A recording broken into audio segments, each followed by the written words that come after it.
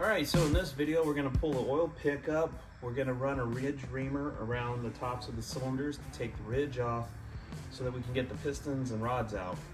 Then we really want to look at the rings and see how carboned up they are, because I have a feeling there's probably a lot of carbon in there, and I'm guessing those rings are kind of sticking. I think that's where those score marks are coming, those vertical score marks, and I think that's what's causing the engine to be tight, rotating it in certain spots. Then when we get those out, we're going to go ahead and pull the crank. We're going to have a look at all the bearings, see what we see. So I went and pulled all these pistons out of storage. They're all kind of grungy and sticky and dirty and all that kind of stuff. Anyways, we got some low decks in here, and we got some 440 rods in here. And I was thinking maybe I can use some of these guys.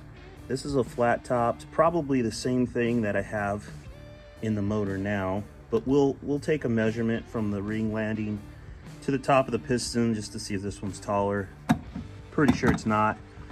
And you can see these pistons are dished, but again, that's a low deck. It's not gonna work anyways. I think my dreams of scrounging up some higher compression stock pistons are probably not gonna pan out, so I'm probably gonna have to use the pistons that are in the engine. And that's fine. You know, you're gonna use what you got. I want this whole build to kind of be around, you know, using what you have and trying to keep it as cheap as possible with what you got, and not have to go seek out a bunch of, you know, exotic parts or expensive parts and that kind of stuff. So that's gonna be the premise of my build. And yeah, we'll see how it comes out. So Paulie's Projects made a comment, and he said that this is called casting inclusion. He actually has done some casting work, and this is this is what they call it. It's a typical thing. Also, somebody made a comment that they thought this was rust, but I made an argument that it's not, and it's kind of an obvious argument, and I don't know why I didn't think of it in the last video. But if this were rust, so keep in mind, this engine has been laying in the barn for over 30 years. It was running and driving when I pulled it out of that Chrysler. If this formed, it would have, as rust, it would have formed after it came out of the car, and it would have formed while it was laying in the barn. Now, had this formed as rust, this whole area would be rusty. It would be raised. You know, it would kind of have more of that look to it. This is all very bumpy. It's not flat. And the piston would have never been able to turn past this point. So I think we're starting to figure out just what exactly happened with this 440 and its whole history. I think it started off its life in an RV or maybe a Dodge van. I'm kind of leaning towards Dodge van. And to protect the innocent, we're going to use fictitious names in this story. So there it was, the mid-70s, and a cool cat named Tall John was running from the cops because he's too cool for cops. He's not going to slow down and pull over for a bunch of cops, not when he's got a load of pussy in the back of his van.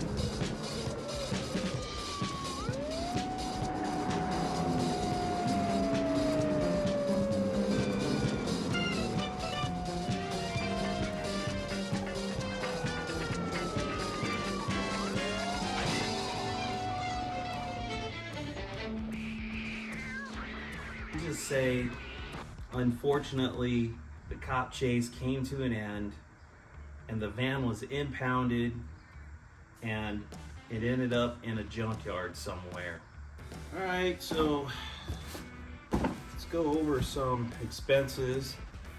Our ridge reamer. I got all this stuff from Summit. Part number is 36500. Okay. Here we go. It's a ridge reamer. It's been a while since I've used one of these guys, so this stuff, I'm not going to show you what this is yet. This is top secret stuff. And when we get to that portion of the motor, then I'm going to tell you. If I forget, then remind me, hey, what was that top secret stuff? I'll tell you at that point. We got some plastic gauge. So if the bearings look halfway decent, we're going to measure them and see what they look like, see what our clearances look like. Freeze plug kit, Milodon, Okay, I definitely recommend you buy these. Be careful when you're buying freeze plugs, okay?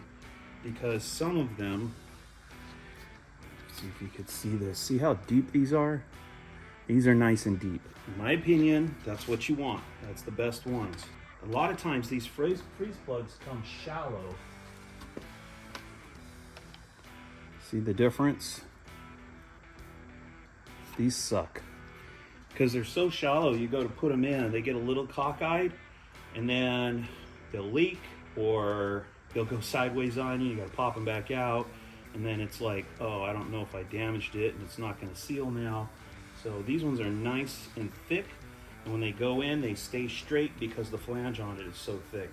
So these are my preference. I always try to do these. Timing set, double roller timing set, that's top secret. And that's top secret. Okay, we're gonna leave the top secret stuff for later. It's not like super top secret, but I don't want you guys to be thinking about that stuff right now. I'll give you a clue. It has to do with the cam. And you know how sketchy camshafts are right now. I'm gonna probably do the unthinkable, but we're gonna try to break in the cam, and we're gonna go with my secret sauce. We'll call it secret sauce, okay? And I'll share the secret sauce with you guys when we get there. So then, this guy, we'll make up a name for him too, Ruben. This guy's kind of, one of those guys that doesn't exactly obey the law. So this guy Ruben goes to the junkyard because he's looking for a motor that he needs for his Roadrunner. And lo and behold, what does he find? Tall John's van. So he gets in there and he rips this 440 out and drops it into his 1969 Roadrunner.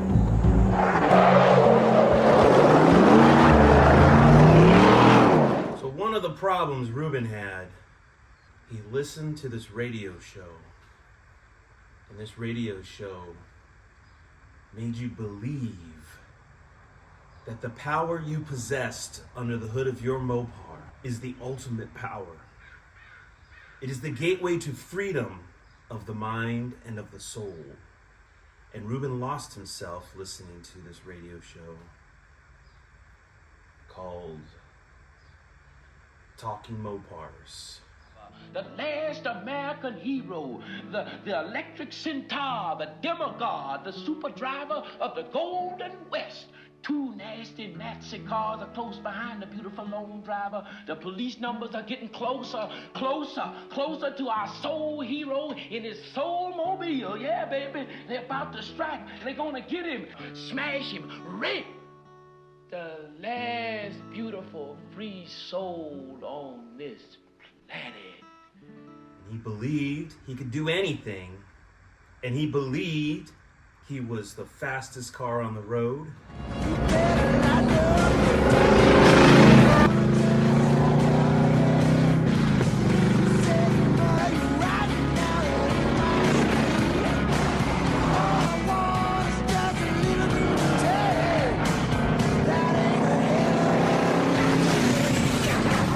And he believed that there was no cop on earth that can stop him. Now, I'd love to tell you that the Roadrunner, the 440, and Ruben lived happily ever after, but that's not how this story goes. Again, this 440 finds itself running from the law. And why is he running from the cops? Because he's smuggling moonshine.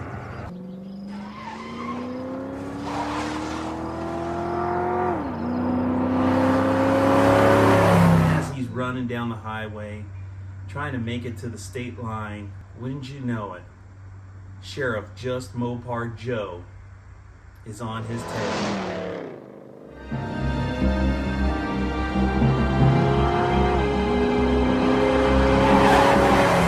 Sheriff Joe just doesn't give up.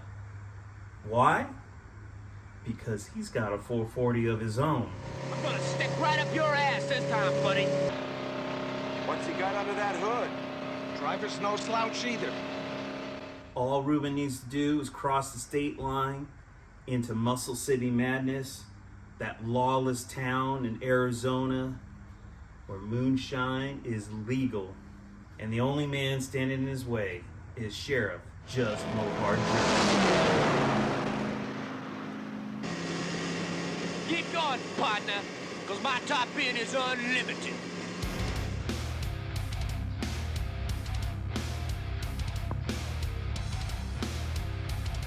Alright, this is pretty self-explanatory. So basically this is the cutter edge, and then you've got these rollers on the opposite sides. Those ledges basically ride on the top of the deck. So basically gonna turn this, and that's going to expand the reamer. Okay, and we're just gonna gently put it there.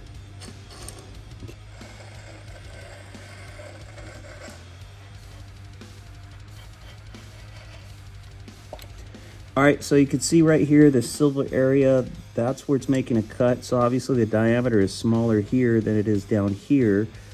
The bottom of the ridge is at the bottom of this brown area. So we're gonna keep increasing the pressure and making the cut until we get to the bottom of that. If I get stuck, I just kind of give this a push away from the cutter, put pressure on the rollers, and it kind of pulls it out of being stuck. And this is just one of those time-consuming things. Gosh, I probably should spray some WD-40 in there too. Definitely don't want to dull the blade, you know.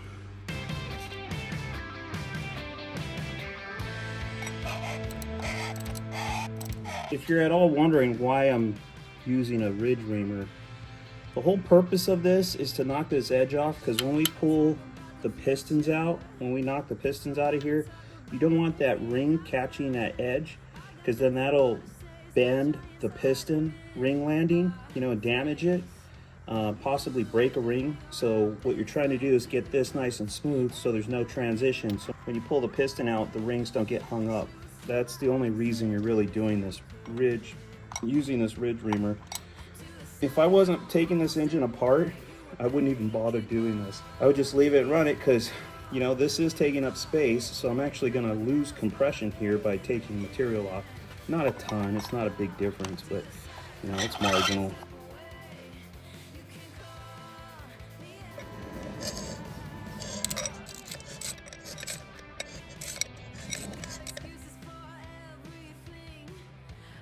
Kind of starts right there, then it works its way down. We just reached the ledge, so it's still there. Got to keep going. I've probably been doing this an hour just on this cylinder, so it's a pain. What I'm not sure of is, you know, I don't know if the cylinder is kind of tapered, like the upper area is wider and then it goes smaller, you know, or is this cutter tapered? Probably the cutter, guessing. Anyway, I mean, whatever tapers there, it's probably pretty minor.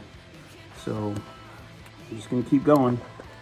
All right, that was about 2 hours, roughly, of cutting the ridge on this thing. So it's pretty deep wear. Oh, yeah, by the way, my O-ring broke while I was doing this. Obviously, we know what the O-ring does. Keeps all this crap together. Okay, so I'm gonna stop here. We've got the ridge cut down where we don't have any ledge on this side. This side is worn a little more than that side. We'll find out if it's like that, if that's consistent or not. There's a tiny ridge here, but I think it's insignificant. I think we'll be okay getting the rings past it. I don't want to keep going to where, you know, I end up with a ledge on this side and have it, you know, too far over and start cutting into the cylinder where the ring is too. So we're gonna stop there. I did order some micrometers for this, so we can take some measurements. So probably measure this and we'll see what the difference is between here and here. Because this took a couple hours, I'm not gonna do all of these in a day, so I'm probably gonna do one a day, one cylinder a day. I'm hoping that that micrometer comes before we get into these other cylinders, or at least on the other side, and take some measurements so we can see how much it wore down with the mileage this thing has. All right, let's give you a closer look.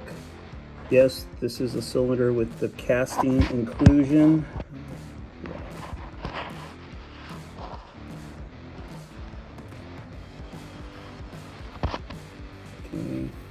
got the ridge pretty much gone on this side, very, very faint.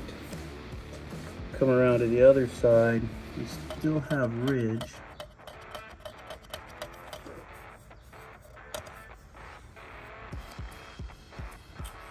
So for whatever reason, this side just got more wear on it, but it's pretty small now. It's not as thick as before, so I think it'll be okay. We'll grease everything up pretty good when we pop these pistons out too, to make sure that the rings go past the ledge without any, you know, hang up or anything. So it didn't end well for old Ruben. He got busted. Just Mopar Joe caught him. And upstate to prison, that's where old Ruben went. You are hereby sentenced to serve 25 years to life at the Lompoc Maximum Security Prison System, without the possibility of early parole. This court is adjourned. And his Roadrunner? Well, it ended up with this guy out in the middle of nowhere, under some shady trees, with his vintage autos. People refer to the place as Shade Tree Vintage Auto. Burt Reynolds never seems to get lost. He's got a mustache.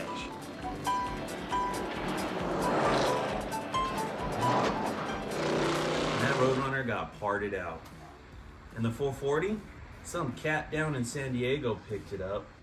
He was rolling a 74 Chrysler. People referred to him as the pimp, the Mac Daddy. This 74 Chrysler was bone stock. But this guy, this cat, he wasn't into bone stock. But he also wasn't into full customization either. So he was kind of more of a sort of stock Mopars kind of guy. So this cat that ended up with Ruben's 440, it was a little bit on the hot side, dropped it into a 74 Chrysler New Yorker, and he hit the streets. And he drove this car, drove it into the sunset until this 440 just wore out. And he put a for sale sign on it. So we read it up? Yeah, well, actually, I was just looking. Oh, hey, terrific. Terrific. That's what we're here for, Stan. Here you can look, browse, peek, touch, feel, taste, smell, do anything you want, take all the time you want. Nobody's going to pressure anybody around here, Stan. You know something, though, Stan? I really think you ought to buy this Buick. Mm-hmm. I think you ought to buy it today, right now. You want to know why? Because this Buick is you. The color is you. Look at it. This is your car. Stanley Dwoski is Buick Centurion convertible. Now, I know what you're thinking, Stan. You're thinking, can I afford to buy a car like this? Huh, am I right? Seriously, Stan, you can't afford not to buy a car like this, and I'm going to make it easy on you. When you add this whole thing up, taking into account inflation rate, insurance savings, gas savings, ease, and comfort, you're going to come out $10,000 ahead after making this deal. Well, the prestige alone of owning a Buick Centurion convertible can't be measured in terms of dollars and cents, am I right? And that's where I bought it. And this is where the story of the 440 starts its new life.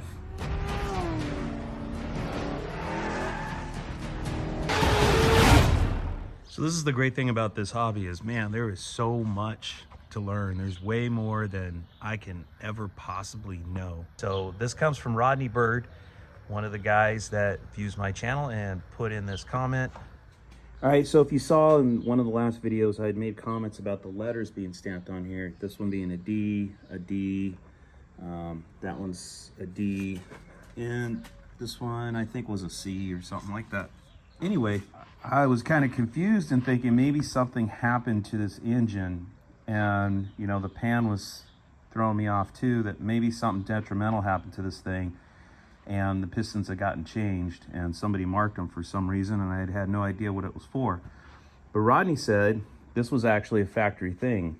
So when they honed these cylinders, when it went down the assembly line and they built these engines, there would be slight differences in size.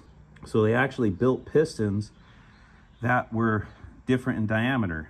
So the C and the B and the D are all different size pistons, you know, a thou or two apart from each other. So one cylinder might have been a little bit bigger, one a little bit smaller. So the smaller one maybe got a B, the larger one got a D.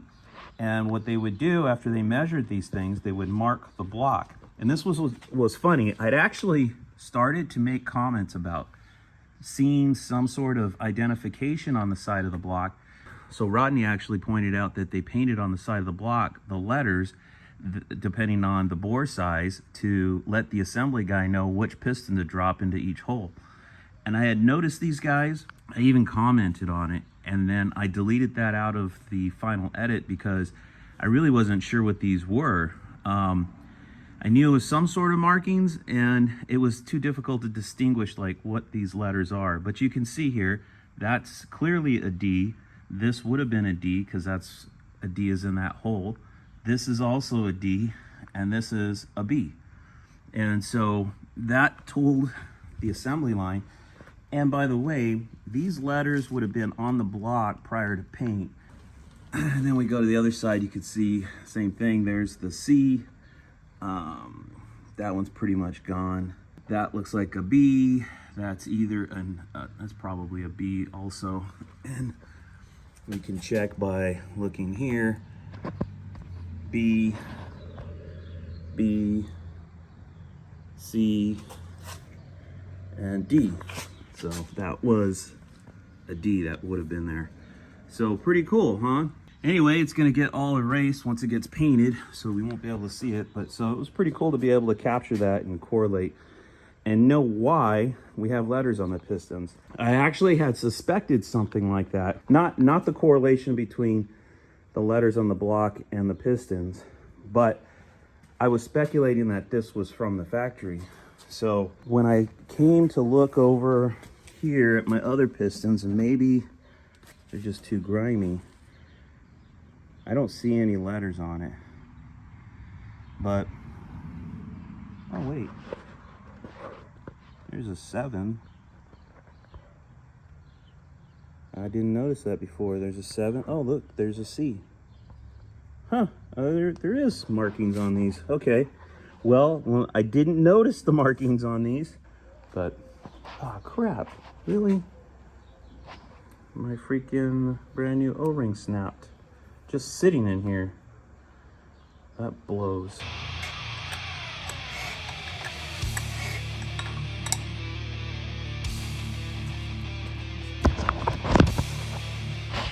All right, we've got another hole done. Same thing. You feel a little bit of ridge here and practically none here. So there's definitely more wear on this side, on the back side, just like this cylinder. In fact, this one's not as bad as this. If I ever get that micrometer to measure the cylinders, I could definitely measure that and give you an idea of the difference, I suppose. And I kind of wanted to give you an idea too of just like how much material basically was shaven off of the ridge here. It's quite a bit.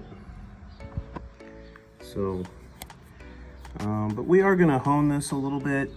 I'm not gonna do much. We're gonna mic everything and see where we're at. Probably I think they make rings that are a little bit oversized. You know, one of the several suggestions JMR made was to put some oversized rings in it, chromoly. So I might look into that. It might be kind of the way to go to get a nice good seal without having to bore this over and spend a bunch of money. I have no idea what rings cost, so we'll have to look into that. I'm gonna guess $100 or so. Might be worth it.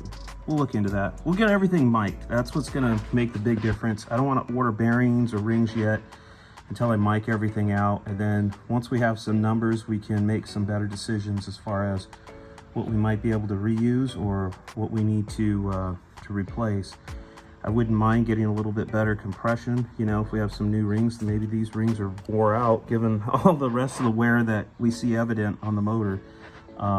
You know, that might be something that we can get fresh, a little bit fresh, and get a few more horsepower out of, or at least meet our goal, try to make about 400 horse out of this thing with as little money spent as possible.